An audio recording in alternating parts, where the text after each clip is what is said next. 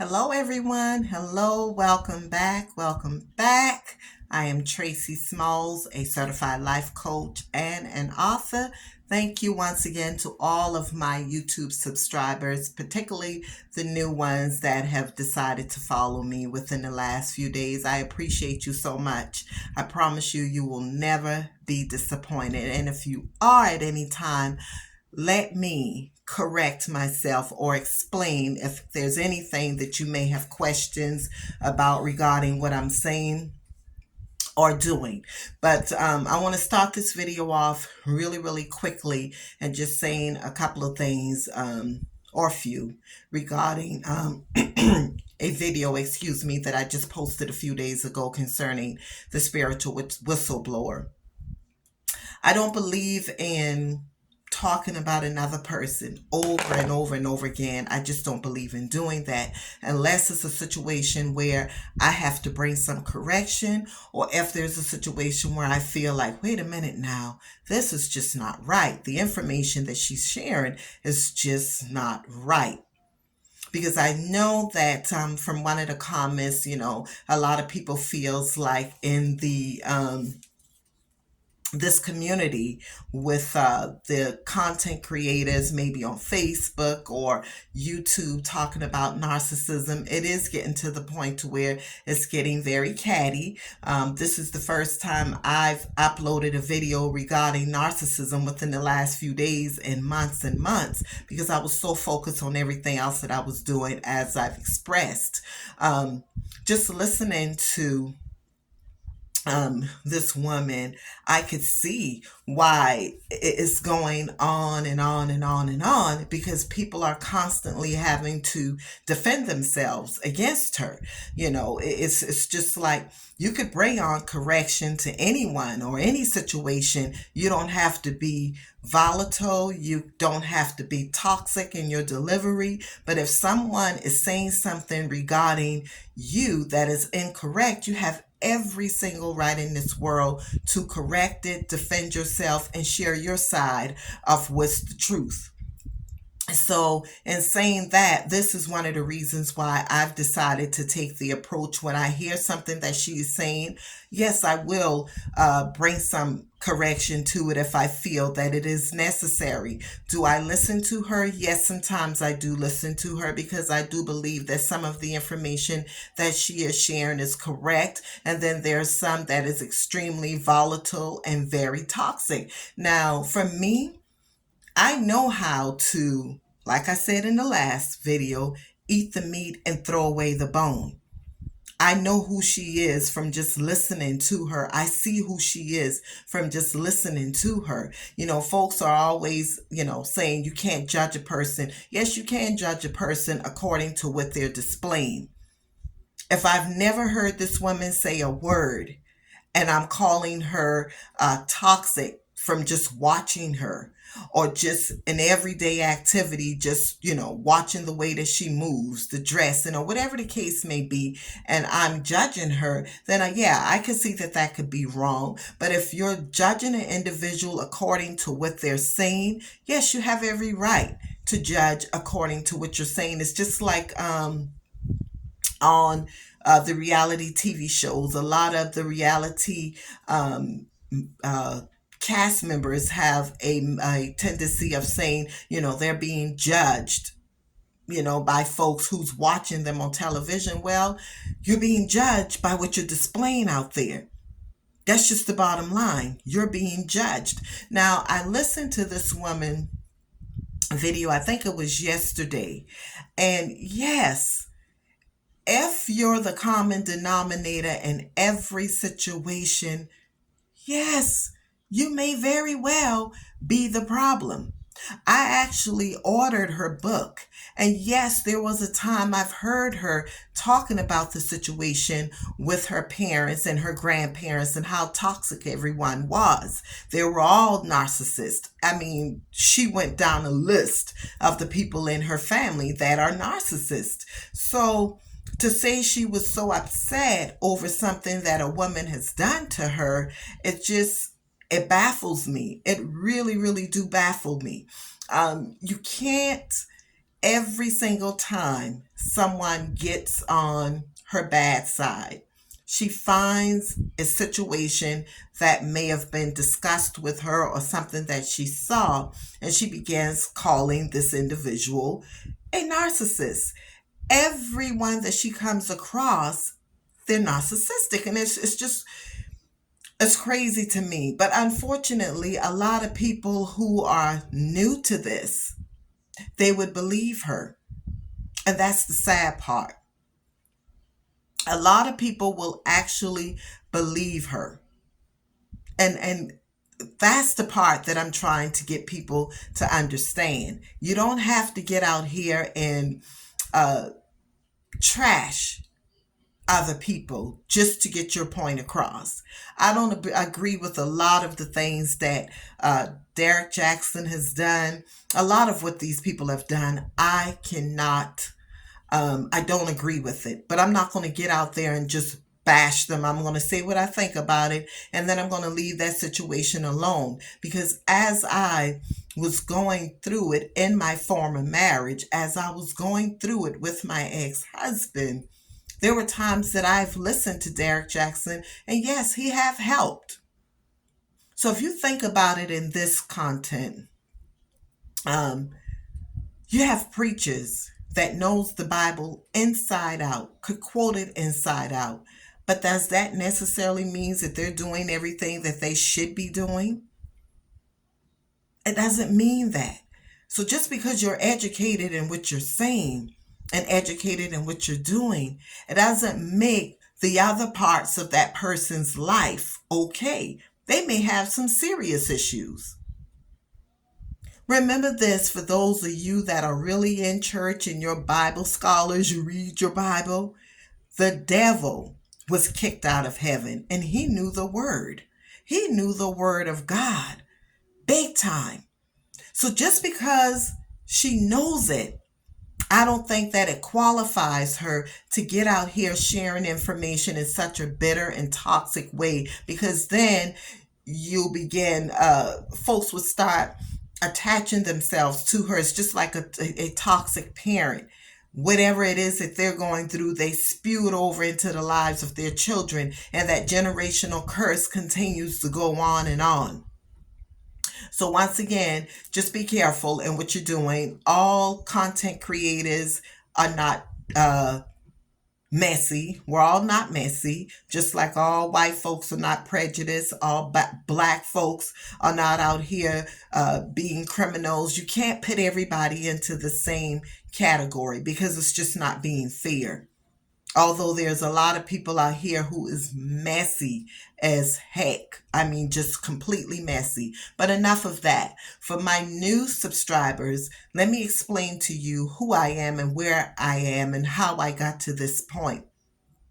I had no information on narcissistic abuse, none whatsoever. I've heard the word narcissist thrown around, but never really paid any attention to it. But I knew in my marriage, I knew in my former marriage, I was dealing with someone that was totally different from anything else that I had ever experienced with any other relationship that I had been in.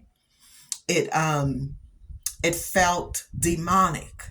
I'd go home and I'd check around in my closets to make sure that he wasn't in there or had someone else in the closet listening to me. I checked my windows in the house. It was just so many things that was going on in my mind, but I loved him. I was so into him. When I met this guy, I was having a good time, enjoying life, being alone. Wasn't looking for anyone. I'm out on this place here in my city, called Mosquito Beach. And this is a beach waterfront where folks would just go out to party. And I was out there with a friend of mine, didn't even have intentions of going out there that day. She woke me up. I was in bed just chilling out. And about 4 o'clock, she says, "Girl, what you doing?" I said, "I'm just laying down doing nothing." "Get up, let's go out on Mosquito Beach." I went there. The wind was blowing. I had an amazing day. I mean, that was one of the best times I had ever had out there. I really and truly thoroughly enjoyed that afternoon. And then I met him. Wasn't even interested in him. And I'm like, where's this little man think he's going? I'm a tall woman, and I think I'm like 3 inches taller than he is, or maybe even four. And I'm like, where's this man going? So I really didn't pay him any attention. I don't know what made me give him my number. I guess it was his charm. I don't know what it was, but I could tell you for sure there were many other times that folks has asked me for my number and I just didn't give it. So long story short, we're talking the next day. I think about a week later, we went out to see a movie, and it was a kind of violent movie, and he's, just kind of squeamish in the theater. I mean, moving around like he was really frightened. And I'm like, oh, he's really fragile. So, I'm telling my daughters about him, and he just had this charm about himself. I mean, just as nice as he could be. Yes, ma'am. No, ma'am. Thank you. Please. I mean, just pleasant. My daughter said, Mama, please don't hurt him because I think he really likes you. And she was saying it because she knew I was really not 100% into him like that. We just didn't mesh. But eventually, he grew on me. And let's just say, being with him is what made me write this book, Breaking the Chains of a Narcissist. Listen to me when I tell you, my life was turned flip side out. I felt like I was losing my mind. I felt like I was losing a sense of who I was. I questioned everything that I thought was wrong about him because he had a way of manipulating me. I questioned everything. Everything. You would have thought a hurricane went through my place a couple of times because he had me so crazy. I'm tearing up and destroying my own things. Just couldn't figure out what in the world. Who am I dealing with? Who am I dealing with? I just couldn't figure it out. But I knew it was different. And as I'm sitting at my desk at work, I'm totally depressed this day because I had just left him. And I'm totally depressed. And I heard, y'all forgive me because I just got through eating. I heard R.C. Blake's for the very first time. Never even knew this man existed. Talking about narcissism. And when I tell you, my mouth dropped. It was like a weight lifted off of me. I just couldn't believe it. I knew right in that moment. It didn't take away the pain, but it took away that part of me of wondering, was I wrong? Was I mistaken what I just left? It took all of that away. So whatever it is that he's doing in his life that I'm unaware of, I can't say anything about that. I can't speak on it because I don't know him. Unless others actually know him, how could you really, really speak against someone that you don't know? Yeah, it seems to be a little bit, cliche. Now this man has all this wisdom that he wants to share with women. And a lot of people kind of, frown away from that because I have a trust issue. You have to prove yourself to me before I would really, really trust who you are. Now, I think I trusted the spiritual whistleblower because of the information that she was sharing, and I needed to hear it. Like I said, I purchased her book. But as I began to get stronger and I began to educate myself, and the more I got into it, the more I realized, wait a minute, this lady has a problem. So, as I've stated, a weight was lifted off of me. I started educating myself. Christmas and Thanksgiving, particularly Thanksgiving. I was actually, I think sometime around maybe August or October of that year, I'm thinking I am not going to, oh, my time is winding up. I am not going to leave him. until the following year because I didn't want to go through Christmas sad and depressed because the year prior to that, I left him. And that same day that I left him, my first cousin's son, who was 18 at the time, was murdered. And the next day, we got back together. I literally needed him mentally. I needed him to be there. So that holiday season was awful for me. I didn't want another holiday like that. So I decided I wouldn't leave until the following year. This is what I planned in my head. But it got so bad, y'all. I couldn't even wait until January of the next year. I literally just could not wait. So I left him some time in November. So when I heard that message from R.C. Blake's, um, I began educating myself. I began purchasing books. I'm on the beach in my city, Thanksgiving Day, reading material on narcissistic abuse, watching videos at home. I mean, I'm just getting all of this information. One book in particular that I read, let me tell you something, it was very little in that book that I was not able to relate to. Very little. And see, let me tell you, some folks would not tell you the name of the book because they want you to purchase theirs. Because I have a heart for people, I'm going to tell you the name of the book was Unmasking the Narcissist, sold on Amazon. I bought that book, and it was very, very little in that book that I did not relate to. I knew at that time I had to do something.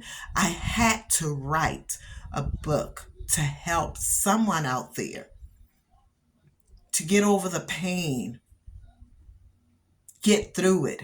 And that's exactly what I did. You read the reviews on Amazon. So the let's see here. Let me give you some of the chapter titles. The first title, the first chapter, I should say, is Understanding How the Narcissist Captivates the Mind Through the Love Bombing Phase. And then the second chapter is The Narcissist Steps Up the Game and Marries You. Then the third is Defeating the Narcissist.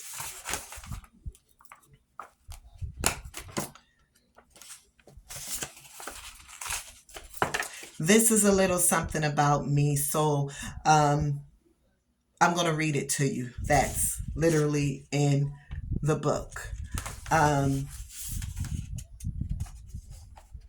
So when you purchase it, you'll have it.